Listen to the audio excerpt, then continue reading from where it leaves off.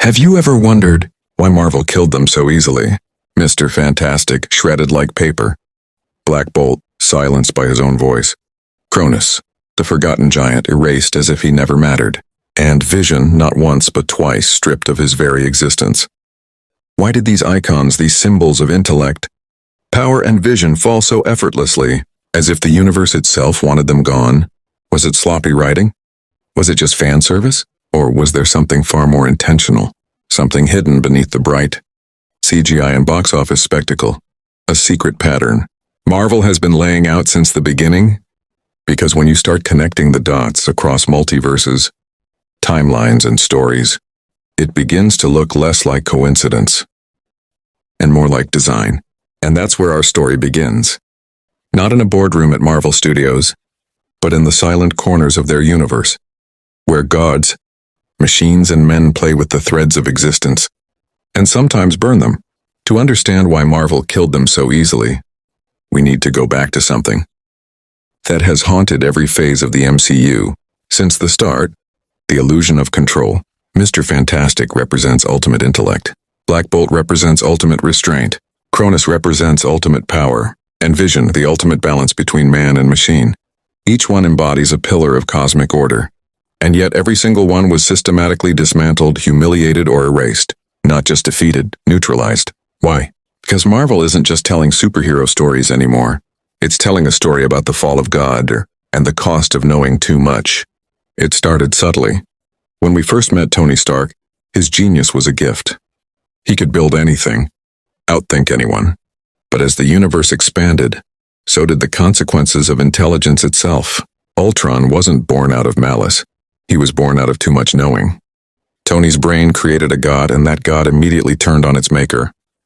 Marvel's pattern began there. Intelligence breeds instability. Too much order collapses into chaos. Fast forward to Doctor Strange in the Multiverse of Madness, and the cycle repeats itself, but this time, the victims aren't Tony-level humans. They're the Illuminati, Marvel's own collection of the smartest people in the room. The audience expected a clash of titans. Instead, Wanda, grief-stricken, raw, emotional, dismantled them in minutes. And people asked, why did Marvel do that? Why make them so weak? Why kill them so easily? Because that was the point. It wasn't weakness, it was message. When Wanda walked through that Illuminati hall, she wasn't just killing heroes. She was killing the idea that knowledge, logic, or power can stand against chaos. The chaos of emotion, loss, and the unknown. Mr. Fantastic, the world's smartest man, tries to reason with her. He speaks calmly, logically. He tells her, Wanda, you can't just... And before the sentence ends, he's shredded into ribbons of failure. It wasn't just his body that died in that moment. It was Marvel killing the archetype of intellect itself. The man who believed everything could be solved with reason. Because in Marvel's newer universe, logic isn't power anymore. Emotion is, and that's where the story shifts. From here on, Marvel begins punishing those who represent old ideals. Science, restraint, tradition, and rewarding those who embrace chaos. Emotion and unpredictability. It's not about heroes versus villains anymore. It's order versus chaos. And chaos is winning. Black Bolt was next. The symbol of silent strength. The man whose voice could annihilate worlds, yet mastered himself so perfectly he never used it carelessly. When Wanda turns his own gift against him, forcing his voice inward, it's not just a death. It's irony in its purest, cruelest form. It's the death of control.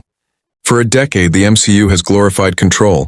Tony's control over his machines, Strange's control over time, Vision's control over logic and humanity. But as Marvel's narrative evolved, it began stripping that control away piece by piece, until all that remained was raw human fragility. And then there's Vision, perhaps the most tragic of all. A being of pure reason, born from Ultron's madness, elevated by the Mind Stone, sculpted by human love. He was meant to be perfection, the living bridge between logic and emotion. And yet, in two separate timelines, Vision dies not because he's weak, but because he's too pure to survive in a universe built on contradiction. He embodies harmony, and harmony cannot exist in a multiverse that thrives on imbalance. The first Vision dies by Thanos' hand, logic defeated by brute force. The second, White Vision, loses his sense of self entirely, consumed by philosophical recursion. I am the vision. But am I really? He flies off into the unknown, a ghost in the machine, perhaps destined to never return, or perhaps, like all echoes of order in this universe, fated to fade. But if this is just symbolism, it would be poetic. Yet the deeper you look, the clearer it becomes that Marvel is not simply being poetic. It's being deliberate. They're telling us something about the universe they've built, something cosmic, something structural. Every death, every humiliation, every easy kill is part of a hidden equation. And the key to understanding it is Cronus. Cronus is one of those names that slips by most fans. He's not a mainstream Avenger. He doesn't headline billion-dollar films, but he's crucial because he represents time itself. In myth, Cronus devours his own children to prevent them from overthrowing him, just as time devours everything that exists. And when Marvel introduces beings like Cronus, the Eternals, or even the TVA, it's playing with that exact myth, the idea that time eats its own creations to preserve balance. But here's the twist. Marvel's own storytelling follows the same pattern. It keeps devouring its past. Heroes rise, only to be erased, rewritten, replaced, or humiliated. Iron Man's legacy, dismantled by AI and bureaucratic systems. Captain America's ideals, questioned by post-blip cynicism. Thor's godhood, reduced to insecurity and mockery. And now the geniuses, the thinkers, the gods of intellect, killed in minutes. This isn't random. This is Marvel devouring its children. Mr. Fantastic, Black Bolt, Cronus, Vision. Each represents a different way humanity tries to cheat time. Mr. Fantastic through knowledge. Black Bolt through control. Cronus through timelessness itself. Vision through transcendence, by merging man and machine. And each time the universe destroys them, effortlessly. Why? Because Marvel's ultimate theme, hidden under all the action and humor, is that nothing escapes decay, not even the smartest man alive, not even gods, not even the creators themselves. When Wanda kills the Illuminati, she's not acting as a villain, she's acting as fate. She's chaos personified, rewriting the rules, proving that intellect cannot bargain with emotion. When Thanos snapped, it was balance. When Wanda kills, it's imbalance. But from imbalance comes evolution. And that's the secret Marvel has been whispering through its Phase 4 chaos. To evolve, the universe must first destroy what believes itself to be perfect. The deaths we call lazy writing may actually be ritual sacrifice. Let's rewind, back to the comic roots. In Marvel lore, every collapse of a universe begins with a paradox, a being that knows too much, or wields too much. Reed Richards in multiple timelines becomes that paradox. His genius births machines that threaten reality itself. He's saved the world more times than anyone. But in the multiverse, he's also destroyed it more times than we can count. Even Kang, the conqueror of time, was said to be a descendant of Reed Richards. So when Wanda kills him in seconds, it's not just a Wanda moment. It's time, devouring its own descendants again, and when Black Bolt dies by his own voice, that sound-consuming silence, the balance flipping on itself. When Cronus disappears from the cosmic order, that's time collapsing inward. When Vision dies, that's logic surrendering to emotion. It's a domino effect of cosmic self-destruction. And if that's true, and if these deaths aren't random, then Marvel's building toward something terrifying. The idea that the universe itself is collapsing under its own knowledge. Think about it. The more these characters understand about time, the multiverse, consciousness, and the faster they die. The less they know, more like Peter Parker, who literally forgets his own life, the longer they survive. Ignorance in Marvel's new era isn't weakness anymore. It's salvation.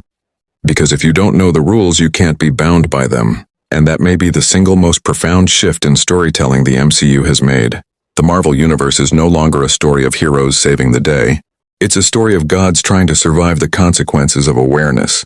When Vision questions his own identity, he becomes philosophical quicksand, infinite recursion until he dissolves. When Mr. Fantastic stares too far into the multiverse, he becomes a victim of his own curiosity. When Black Bolt becomes the voice of order, he becomes the silence of death. And when Cronus exists beyond time, he disappears into it. Every time a being approaches omniscience, Marvel kills them. Because omniscience breaks the system. The universe can't handle a god who truly understands it. Because that knowledge unravels the illusion of order that holds it together. And in Marvel's world, the illusion must remain intact, or reality collapses. But there's another layer here. These deaths also serve a meta-purpose. Marvel itself, as a studio, has become a kind of Cronus, devouring its past to feed its future. Phase 1 and 2 were built on classic hero archetypes. Genius, soldier, god, monster. Now those archetypes have either died or been deconstructed. The new generation, characters like Ms. Marvel, Moon Knight, America Chavez, and others, are born from the ashes of those fallen pillars. Marvel didn't kill the Illuminati to shock us. It killed them to make room for a universe where emotion, chaos, and identity replace intellect, control, and perfection. They're not just killing characters, they're killing ideologies. So when you ask, why did Marvel kill them so easily? The real answer might be this. Because in the eyes of the universe they built, they were already dead. Dead the moment they believed they understood everything. Dead the moment they thought logic could tame grief. Dead the moment they mistook control for peace. Marvel didn't just show us their deaths. It made us watch the death of certainty itself. And that's only the beginning. Because what comes next? What rises from this narrative extinction might not be heroes at all. It might be something far stranger. Something born from chaos itself. Something that doesn't obey the rules anymore. And if you think that sounds terrifying, wait until you realize that Marvel may have been hinting at it since before the first Iron Man movie ever hit the screen. Because what if every death was not an ending but a seed?